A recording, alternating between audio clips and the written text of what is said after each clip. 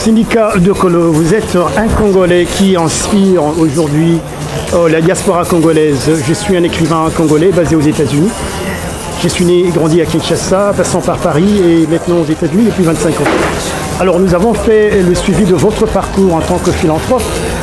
Un grand cœur, un homme qui voudrait voir ce Congo-là où vous êtes né être restauré.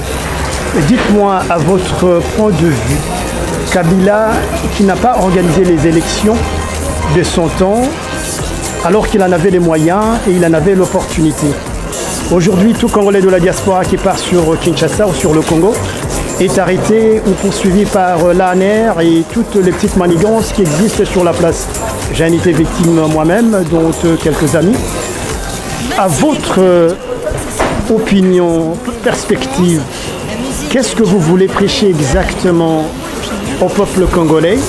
Dans un premier point sur les élections en décembre 2018, dans un deuxième point, Debout Congolais, qui est un mouvement citoyen pour l'émergence de la conscience du Congolais. Dans un troisième point, le pays est sous génocide. Il y a plus de 5 millions de Congolais qui sont morts et mortes. J'en ai suivi, j'en ai lu la presse de Ituri où les femmes sont décapitées, où on cause toutes sortes d'atrocités. Qu'est-ce que vous voulez exactement sur ces 3 points touchés pour encourager le peuple congolais d'être sage, de rester réveillé? Mais je veux surtout que vous puissiez focaliser sur le mouvement citoyen Debout Congolais sur ces 3 aspects. Le génocide, fraude électorale, Kabila qui ne veut pas partir, qui est gourmand du pouvoir, et puis par la suite la diaspora qui est le pont vers le pays. Donnez-nous un petit résumé de tout cela de par votre mouvement Congolais Debout. J'essaie de faire une synthèse dans ma réponse à votre question qui est très pertinente. Nous, au niveau des Congolais debout, nous nous battons pour une certaine vision de la société. Une société dans laquelle les citoyens sont plus conscients et défendent eux-mêmes, avant tout, l'égalité devant la loi. Nous sommes aujourd'hui dans une situation au Congo, et vous avez parlé sur le plan politique, le non-respect des élections, le non-respect du mandat, du serment constitutionnel de notre dirigeant principal, qui est le président de la République, mais également les problèmes d'exactions terribles, de meurtres, de crimes imprescriptibles qui sont perpétrés sur nos populations. Et moi, j'ai le sentiment, comme beaucoup de Congolais debout, que tout cela est dû à un élément central, c'est un engagement insuffisant de cette culture citoyenne qui est tellement importante. Nous tous qui sommes dans la diaspora, nous avons la chance de vivre dans des pays où l'attitude et les décisions des dirigeants sont déterminées par la volonté de leur opinion publique. Malheureusement, au Congo, ça n'est pas le cas. Nous n'avons pas d'état de droit. Nous ne sommes pas tous égaux devant la loi. Vous l'avez dit vous-même, lorsque un dirigeant ne respecte pas la loi, nous savons que nous avons des dirigeants qui sont corrompus, qui sont auteurs de multiples crimes économiques, sans doute de haute trahison également. À aucun moment ils ne sont jugés. Pendant le même temps, les simples citoyens, il suffit qu'ils exercent leur liberté civile ou politique pour qu'ils soient arrêtés à l'ANR ou qu'ils soient l'objet de tracasseries ou même de procès bidons orchestrés par le procureur de la République. Donc cette situation-là, pour nous, elle tient à un seul fait, c'est cette culture citoyenne. Et cette culture citoyenne, il appartient à chacun d'entre nous de manière collective d'y remédier, de la créer, de la renforcer. Ça veut dire qu'aujourd'hui, moi, ce que je veux au niveau des Congolais debout et ce que nous voulons, c'est proposer un schéma dans lequel tous les Congolais, qui soient au pays, qui soient dans la diaspora, ne se disent pas « Ah, moi, je reste les bras croisés parce qu'il n'y a rien à mon niveau que je peux faire ». Je vois beaucoup de gens qui disent « Ça ne sert à rien de marcher à Bruxelles parce qu'il faut marcher au Congo ». « Ah, ça ne sert à rien d'être dans la société civile parce qu'il faut des armes pour faire sortir Kabila parce que lui est violent ». Il y a beaucoup de gens qui disent « Quand ils sont au Congo, on ne peut pas marcher parce qu'on est l'administration, on va perdre notre job.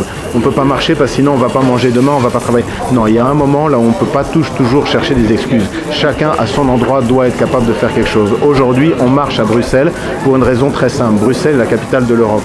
L'Europe aujourd'hui doit suivre l'exemple des Américains parce qu'on sait que la Kabylie c'est avant tout une mafia financière. Et on sait donc en orchestrant une frappe chirurgicale sur leur argent, c'est-à-dire convaincre, faire un lobby, une pression suffisante sur les Européens, sur les dirigeants européens pour que ils adoptent des sanctions très sévères contre Kabila et contre ses complices, nous savons que nous allons commencer à faire s'écrouler toute la structure, toute l'architecture kabiliste. Aujourd'hui, nous sommes tous très conscients, et je pense tous ceux qui nous regardent, tous les Congolais savent que Kabila a trahi son serment constitutionnel. Ils savent que jamais Kabila n'organisera de vraies élections, que ce soit en décembre 2018 ou à un autre moment, parce qu'il perdrait le pouvoir. Et s'il perdait le pouvoir, il devrait répondre de tous les crimes dont il porte aujourd'hui la responsabilité. Vous ne trouvez pas que la transition par Lasenko ou Cardinal Monsengo serait peut-être quelque chose qui aiderait à pallier la situation du Congo? Je voudrais dire ceci pour faciliter la réponse à votre question. Il aurait été mieux d'avoir une transition neutre sans la CENI, sans la Cour constitutionnelle, sans Kabila dedans, pour faciliter de remettre le Congo d'abord comme un état de droit et puis de pouvoir réconcilier le peuple congolais. L'Église catholique a démontré cela, est mieux située pour remettre un peu de l'ordre comme un pont, et par la suite on serait passé aux élections où il y a débat d'idées, où les gens maîtrisent le parcours des candidats. On va trop à la va-vite et on risque de perdre dans un glissement, et la presse mondiale, tout comme les institutions mondiales, déclareront « Eh ben, vous avez demandé les élections, ce qui est arrivé, le vin a tiré, il faut le boire ». Est-ce que ça ne serait pas mieux de se calmer un peu, réajuster les tirs et faire une transition neutre par l'Église catholique pour remettre le peuple congolais ensemble? Il y a deux aspects. Le premier, moi je ne suis pas un partisan de l'anarchie, ce n'est pas notre mentalité ni notre approche au niveau des Congolais debout, nous sommes des citoyens responsables. Cela dit, notre constituant a mis à notre disposition une clause qui nous permet de ne pas accepter lorsque nos dirigeants prennent le pays en otage et les institutions en otage. Et là, en l'occurrence, cet article 64, c'est vrai que maintenant, dans son alinéa 1, nous sommes bien dans cette situation. Que nous dit la Constitution? Elle nous dit qu'il faut faire échec à ce plan. Et moi, je pense qu'effectivement, comme vous, étant donné que nos dirigeants actuels ont clairement démontré qu'ils étaient incapables, ils se sont auto-exclus du processus institutionnel congolais, moi, je pense effectivement que la solution sera nécessairement d'arriver à un consensus. Le Congo ne s'arrêtera pas, le Congo n'est pas né avec Kabila, il ne mourra pas avec lui. Ça veut dire qu'effectivement, il faut préparer l'après. Cela dit, il y a quelque chose qui est vrai,